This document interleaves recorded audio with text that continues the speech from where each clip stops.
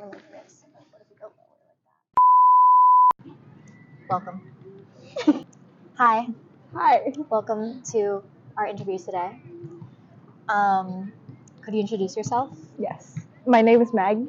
My actual name is Margaret. Mm-hmm.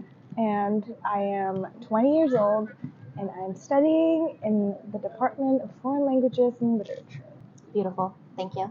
How are you doing today? I'm good. How are you? So, today's interview is going to be on the media that you consume.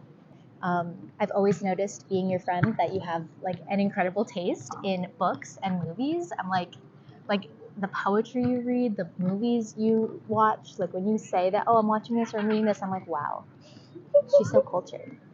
So I want to ask you some questions about that. My first question is, what are you reading right now and what are you watching? This morning I watched Jules and Jim. It's a French new wave movie. And my current read is The Unbearable Lightness of Being by Milan. I'm not even going to pronounce his name. It's Milan Kundera. Can you give us a little synopsis about like the movie and the book? Yes. What are they about? I don't know what this book is about.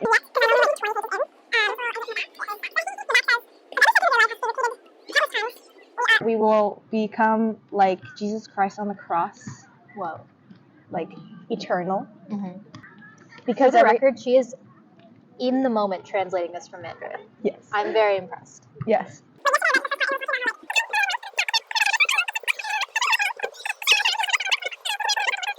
It's just basically talking about how life, like whether life is heavy or light. Like, yeah. And is it nonfiction, fiction? I don't know. Don't know. I don't think so. I think it's fiction. Note to future editing Noah, give us a little blurb of what this book is about. Yeah.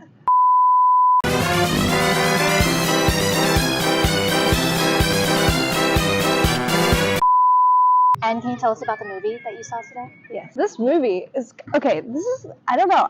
Every time I read or watch a movie, they kind of mirror each other. And this morning, the movie that I watched was about these two friends. One of them is Austrian, one of them is French. Mm-hmm. And they meet a girl, and this girl is so out of the norm. And one of them falls in love with the girl. But the other kind of admires at a distance because he knows that his friend is in love with this girl. Mm-hmm. But then they go to the war, the World War I. Okay. And then after the war, one of the guys and the girl gets married. Mm-hmm. But then the girl is not happy in the marriage because she wants like thrill and adventure in her life. Mm-hmm. And so she like seeks other romances. Mm-hmm.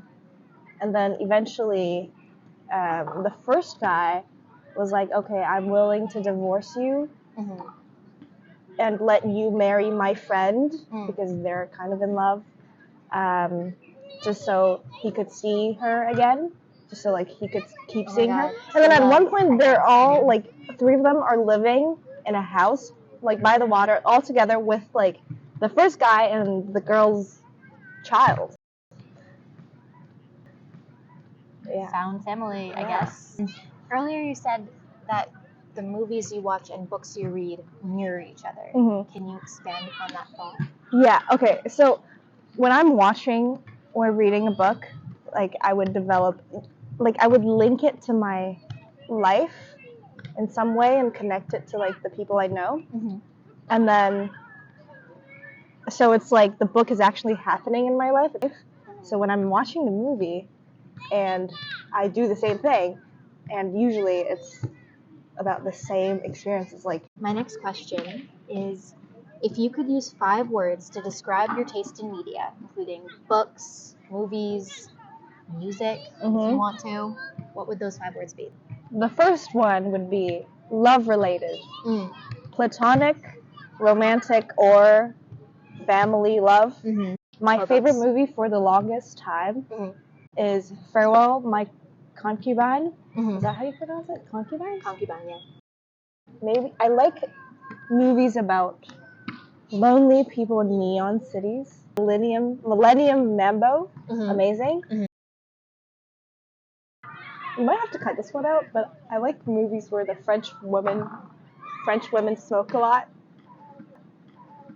Probably kind of pretentious, because I do but like in a good way. Like, yes. That's how I feel about Lana Del Rey. Pretentious, but in like a good way. Yeah. All the French New Wave films that I watch, like, and when I watched it, I was like, what is going on? But then I ended up loving it. Okay.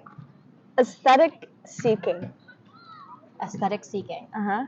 How many words do I have left? One more? I think you have one more. What is one movie and one book that really impacted your life or your view on life? And how did it do that? As a child, I was impacted a lot by the Hunger Games series. Mm-hmm. And also... Are you going to do question number 1 or number 2? They're both good. Number 1, okay. Hi, my name is Noah Schachter, and I'm from Kids Day. So this is directed to Jennifer. So I want to know, how do you think your character will inspire fans that are... But I think when I got into my teens, I started focusing on relationships with people. Last year I watched a movie in Paris, I think. I watched it in London. It's about umbrellas in Cherbourg, and it's about these two lovers that fall in love, but then the guy goes to war and the girl doesn't hear from the guy for like 3 years, and she gets married. And the last scene is like they reunite at a gas station, and the gas station was something that the guy was like, basically they achieved their goals in life that they talked about together separately, kind of, which kind of is something that's also happening in my life. So I think I've been going back to that movie. I've rewatched it since, and because I watched it when I was in a different mental state, I would say, but now looking back on it, I think that movie is so good. And the writer of Never Let Me Go, don't know how to say his name, Kazuo Ishiguro. He had a list of 10 movies that he thinks everyone should watch in their lifetime, and this is one of them. I'd like you to read a favorite quote.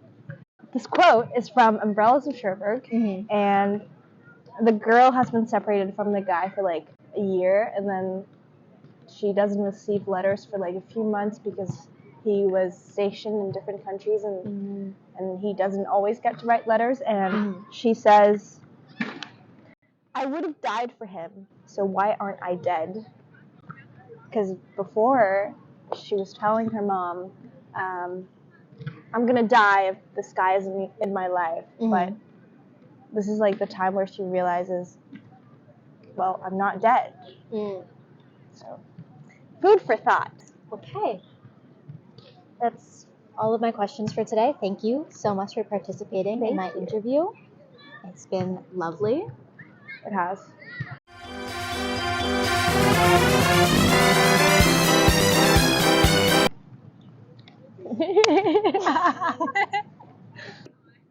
Film my last CV.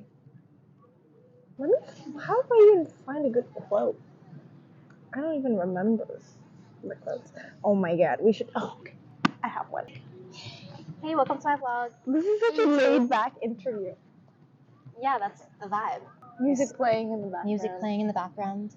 Children are running around. Dogs. Good day. Anyway. In like a niche.